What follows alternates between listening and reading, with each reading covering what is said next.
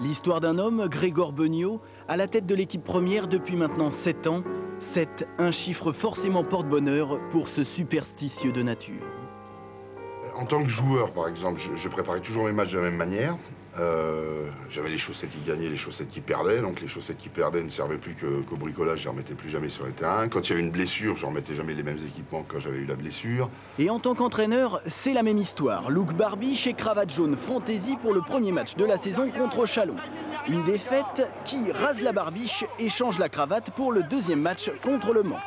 Nouvelle défaite qui fait donc place à une nouvelle cravate, la troisième en 3 journées pour une rencontre déjà déterminante contre le PSG Racing.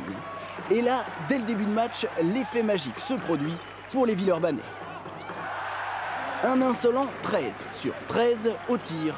Dans les 10 premières minutes, un 100% superstition, la patte Grégor Beugnot et le talent des meilleurs joueurs français.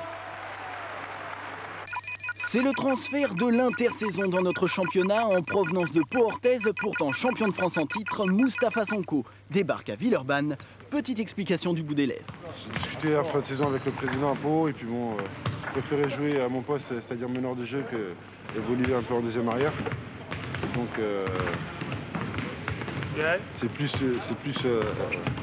une motivation pour venir à Villeurbanne. Ajoutez encore Jean-Gaël Percevaux et vous obtenez le plus gros contingent d'internationaux français présents dans un club de pro à cette saison. 7 en tout avec les Jim Bilbao, Alain Digbeu ou encore Georgie Adams. Conséquence, c'est une équipe de France virtuelle qui impose sa loi sur le parquet de l'Astrobal à un PSG Racing en déroute. Virtuel à une exception près, l'Américain Delan Erod, meilleur joueur du match avec 83% de réussite au tir, 23 points marqués et 14 passes décisives. Pas mal pour un joueur de 36 ans que certains dirigeants voudraient pourtant mettre à la retraite en fin de saison.